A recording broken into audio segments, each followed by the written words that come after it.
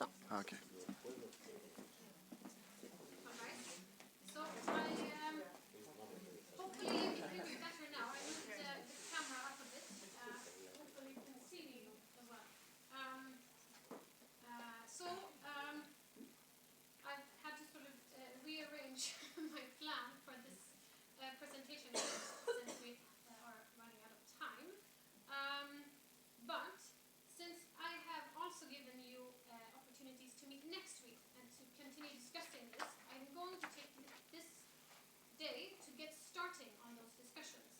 And hopefully that way you will feel energized and eager to participate next week and not feel that we've covered everything today, right?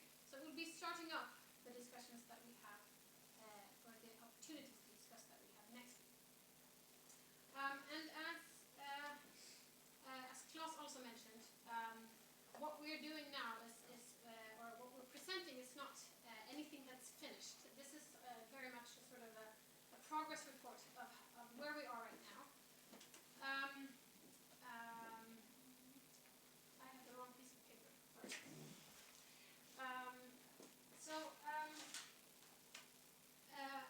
As Claes has been sort of instructed by us as well, much of the strategy process is about becoming more coherent and clearer as an organization. So everything that we're doing relates to sort of becoming a more focused organization and trying to get things to be more interlinked between the different roles of Firm Suite and between the different things that we're doing.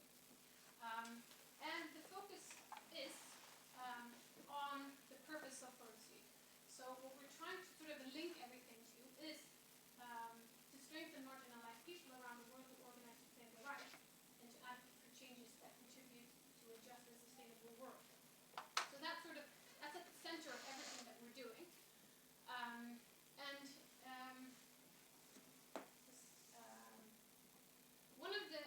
Something that I've also mentioned to a lot of you has been also relates to this is that we have when we ask people what Firm Suite is, we get as many answers as persons that we ask, right? Because people have different ideas of what Firm Suite is depending on in what kind of relation, what is the context they have met Firm Suite. We're not going to be able to sort of fix that completely. We want to be able to get a more coherent answer from people, so that it's more clear about what Firm Suite is and not just sort of what we do. Because we get answers like, oh, but Firm Suite is subcontracting, but that's only something that we do. It's not the whole thing of what Firm Suite is. So we have identified 4 core issues.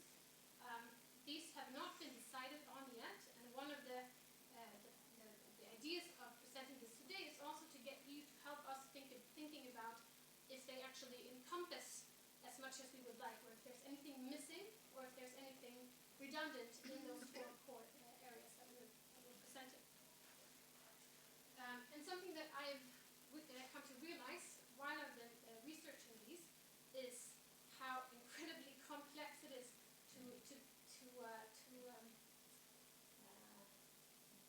sort of close them in. They're very much interlinked. So one is going to be the preconditions for the other one. They relate to each other and interlink. So what I'm also doing now is spending a lot of time on thinking about how can we link the 4 issues together to sort of synergies is one of those buzzwords. But I like to sort of think about it also as multiplying. So how can we start with something and then we add on a different role, and then it becomes maybe not something new, but it also becomes something bigger. Right? How do we multiply what we're already doing well and sort of add on by trying to get it to be have a wider reach in the organization?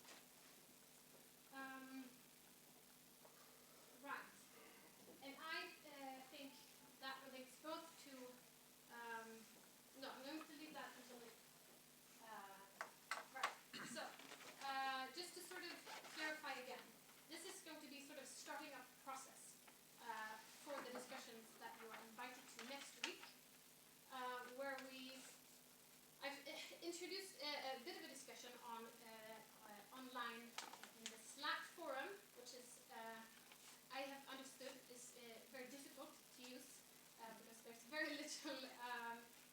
involvement there.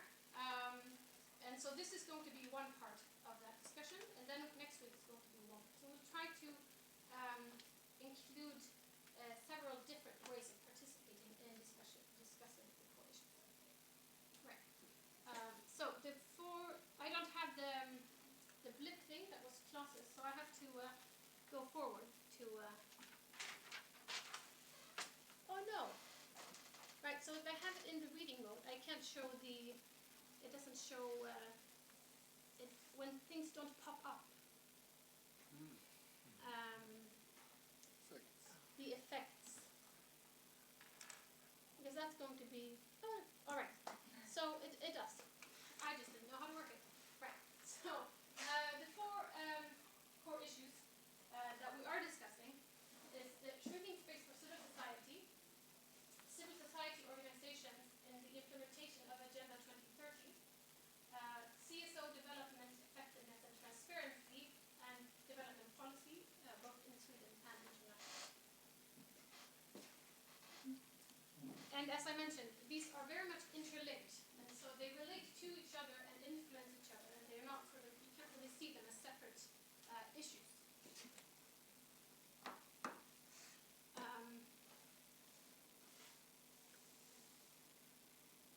Right. So, since we are short on time, what we're going to do is I'm going to just give sort of a brief presentation, and then I'm going to give you the chance to the person next to you, think about how this actually could relate to your own work, the own work that you were doing. Yes? And so you can see you have a piece of paper on your desks, and you can write it down there if you want to, because we won't be able to sort of have time to talk about it in the big group. So you can write it down, and then you can give it to me, and I can take it back with you. Yeah? And for those of you participating from the other offices, you can email it to me. Yeah? All right. So it's going to be very brief since we have very little time. All right. Not yet. I haven't presented it yet. So shrinking space for civil society relates to there's a lot of things are happening when it comes to the space for civil society. This goes back around 10 years to sort of the beginning of the War on Terror, where countries, both democratic and less democratic, are using sort of terrorist threats in order to sort of limit the space for civil society and monitoring civil society.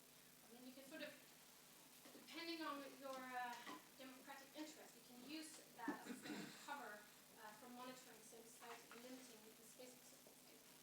And it's becoming sort of increasingly difficult for civil society to work because it's legal regulations that limit possibilities to work. It's financial limitations.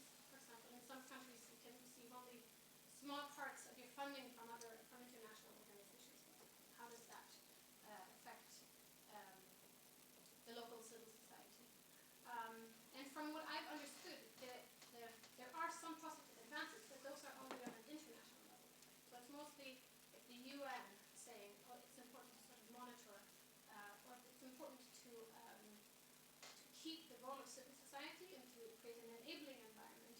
But I'm still looking at sort of how does that relate to the effects on a local level where there are more interests in shrinking businesses. Right? So now you can discuss 2 or 3 in your groups. Yeah? And what's the question is, how can shrinking space relate to the work that I'm doing in the everyday world?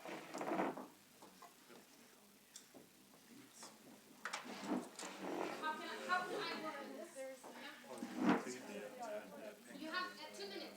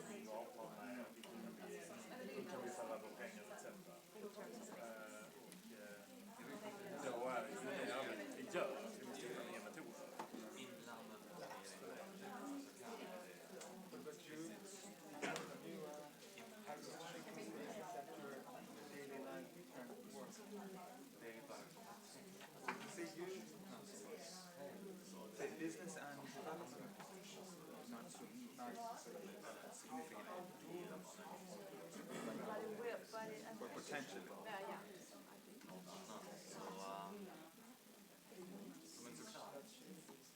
Till exempel som movements närvaro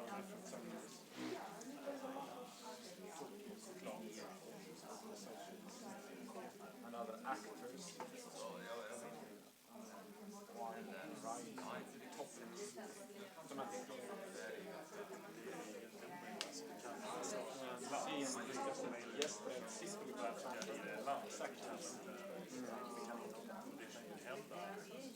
And it's seen by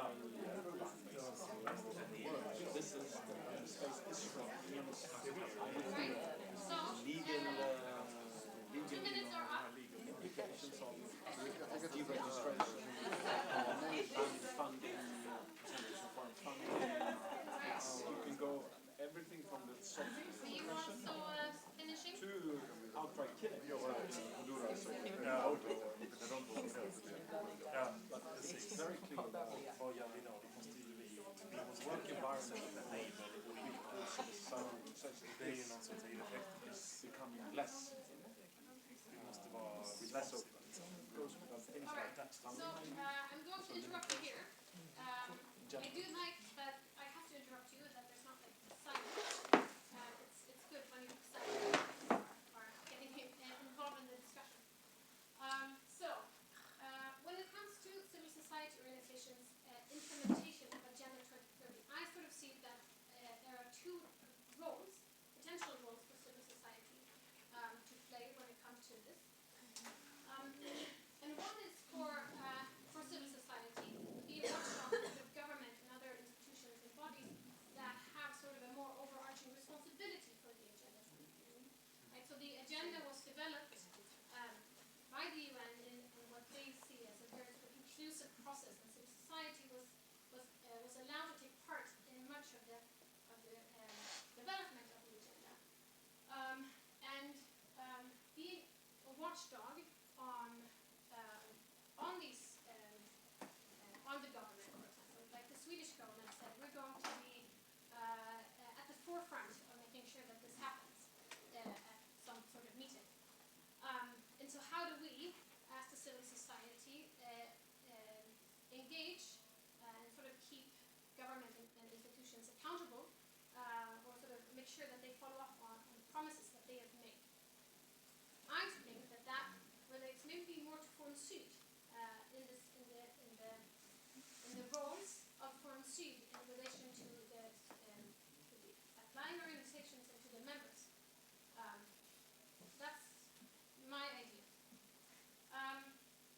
But the other role is for civil society's own contributions to reaching the goals, or to implement the goals. As in sort of in the projects that the applying organizations and their partners are doing, how do they relate to the implementation of the agenda? And here you get a chance to discuss either if you agree with me or not that there are these two roles, and whether Forum Syd has a larger role in the watchdog function, and the smaller organizations, or the applying organizations and the local partners have a larger role to play when it comes to doing their own projects, or if you want to sort of keep the discussion close to what you did before, as in how does this relate to your own work? Yeah? Again, 2 minutes.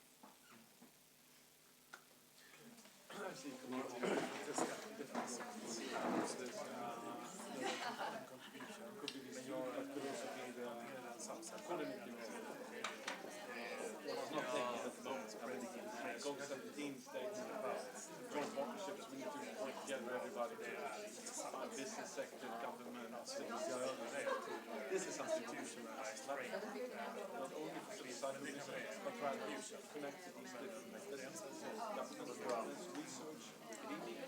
This could be one of our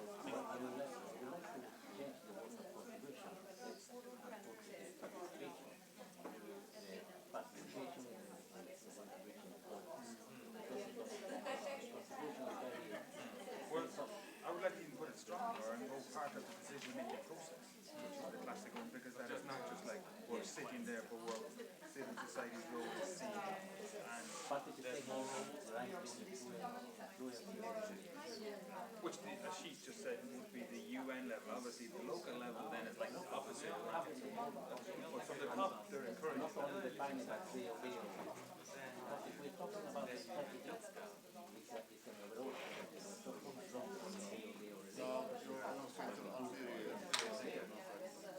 Men det är ju så att vi jobbar med mål 2, vi jobbar med mål 3. Det gör vi ju.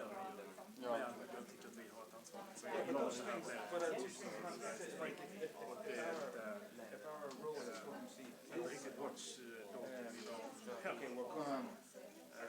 Jag vet inte, men jag tycker att vi ska vara jättemycket watch då. Vad är vi då? Är vi watch då? Jag tycker inte vi ska vara watch då. Det är Sweden implementation point of view and where we're coming from. Vi ska vara promoter. We're not kind of we're not going to just like a mediator in between. Precis. Så jag tycker att vi ska hjälpa till att sprida framework. Och så tycker jag inte att våra roller i Sverige har ju så men det finns ju å andra sidan ingen som kan betala för det. Eller det vet jag inte.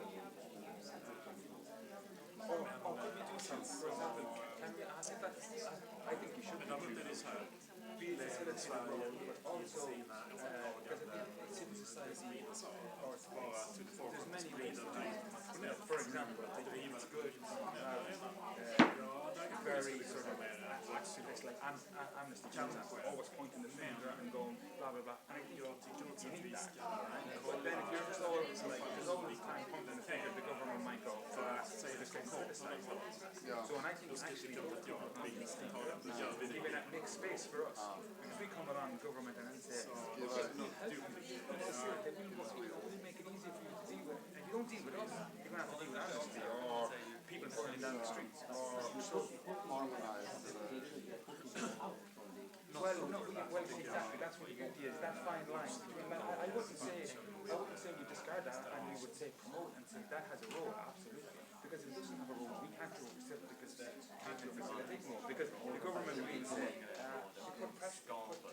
puts pressure on the government. Okay, so Yeah, absolutely. move forward. Our is to facilitate. Okay, so sorry that this is being very rushed, but I think it's since we do have some more time next week, I think this is going to be helpful for that.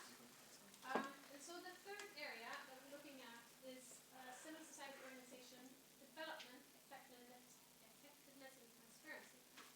And that relates to sort of the main focus of that is looking at how civil society organizations that take part in the development cooperation actually should work. And this relates to the 8 Istanbul principles that sort of focus on accountability, on partnership, on transparency, how we align with the local partners in order for their work to be as effective as possible.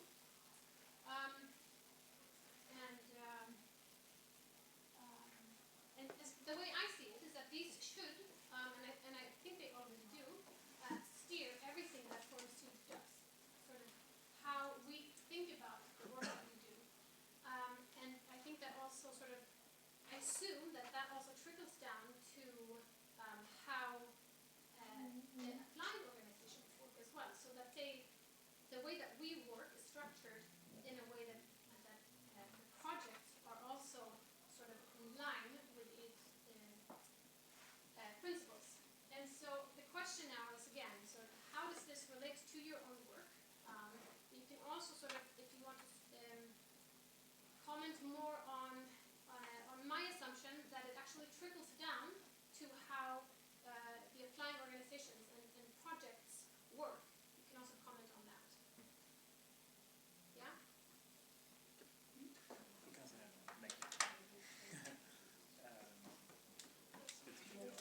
Det kan vara vissa sånt vissa principer mycket starkare. Mycket starkare. Men vi jobbar det är lite konsekvent.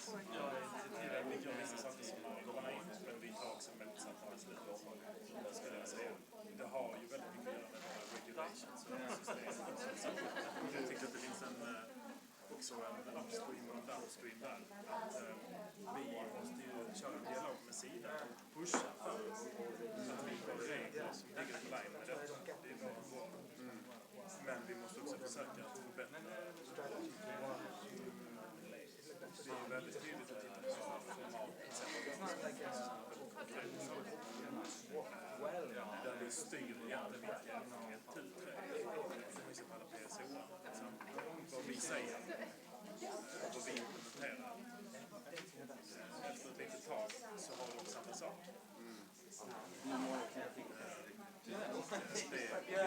Systemet trycks ju ner, det gör det.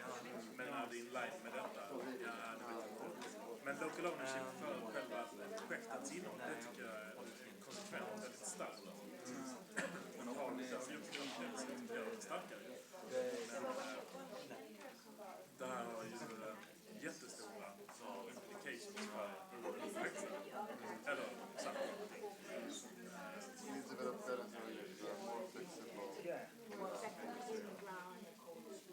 Ja, alltså det är ju en balans här. Alltså vi ska ju ändå ha höga kvalitetskrav. Men det kanske inte måste vara nu. Det var lite som vi pratade om det. Vi har en tempel om de vill ha en. Men annars så har vi kvalitetskrav. But there is movement towards that, to be better at that, and actually a lot of it comes from the consumer would say. Och jag menar så här, flexible align to partner systems. Så jag skulle säga så här, local ownership är ett bra. Predictability och funding, ja, vi försöker ju bli det. Men det är inte alltid det. Men det har ju handlat ju om finansieringsprogram. Vad som är ett superfinansiering. No, they don't. That's the problem. I crap at them. I don't do that. We connect So, yeah, but that's, if we see that as advantageous. the final core issue that we're looking at is development policy. And I have to be honest and say that this is the one that I'm finding most difficult to sort of find a scope, like a relevant scope for, because it's either very broad or very specific. And so finding a balance and what this could actually mean is proving to me to be quite difficult. The way I see it is that it relates to how we can work to improve the conditions for civil society in being part of development cooperation. And that can be both sort of looking specifically when it comes to policy or sort of advocacy work that we do in promoting civil society's participation in development cooperation. But it could also be sort of specific, more thematic or issue-based policy areas that we work with. So what I'm asking for here is actually quite a lot of help from you in saying what is it we should actually focus on when it comes to development policy. We see it as broad, we should do everything that has to do with the rights when it comes to development policy, or should we focus on smaller things, smaller issues, and what would that be? Yeah? And you have 2 minutes to figure this tiny detail out. Relation to the union or how funding is needs this like Emily trying to advocate for increased funding to that we should not pay our making sure that our members for discuss the new PGU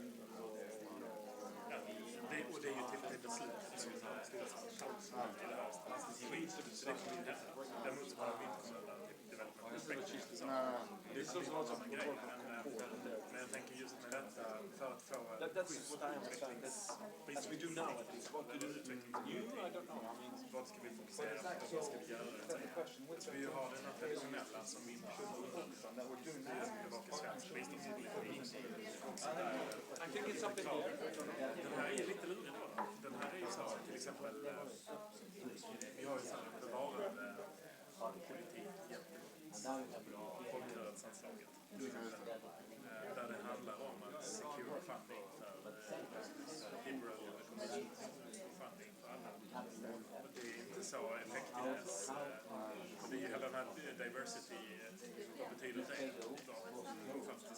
Politics for global development. Men det här är fortfarande en sån sak som att vi borde göra. Vi måste gå in i den stora svenska utvecklingsfonden. Vi har ju det här med avskrivningar. Vi har ju det som ligger på lägre nivå, det som styr folkrörelsen. Vi är ju med i alla nya svensk utvecklingspolitik.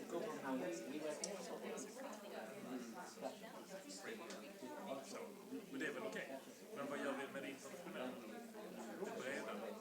Men det finns rätt mycket EUs utvecklingspolitik då. Men det kan vara som kör den. Är det lokal utvecklingspolitik borde vi gå in och... Ja, den är svår. Vi kanske måste bestämma oss. Någon vinkel. Vi kanske inte så Ja, precis. Och det kanske hitta en linje i utvecklingspolitik och sen så hitta forumen där det ska vara. Alltså nästla sig in i Kenya i de forumen där det diskuteras utvecklingspolitik. I Sverige så kör vi den svenska bistånds. Men vad är de grundläggande principerna som vi tycker då? Vad är de 3 punkterna vi vill driva i policy? Civilsamhällets roll, det kommer ju vara, eller hur? Det måste ju vara det, eller hur? Så det kommer ju vara en punkt. Alright, sorry. I hope you The platform organization for women. That's what we do. Maybe not you, but the road we have is on that policy level. Could be. okay. So something that I have also sort of found while I've been working on this, and which is quite visible standing here, is that it seems like some areas are much easier to sort of relate to certain positions within policy or different roles. Right? You see, when it comes to CSO development, effectiveness, and transparency, this table here, which consists of project support, sort of, I would say, you were very involved. While there were some more sort of questioning faces by the communications team, we've sat down in our unit apparently.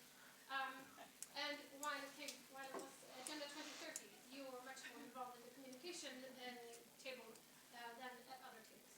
And I think this is something that we need to look at as well, to see how we can make it, both look at how we can, but also if we should relate different areas more, integrate them more, or if it's fine that some areas will be more relevant for certain roles than others.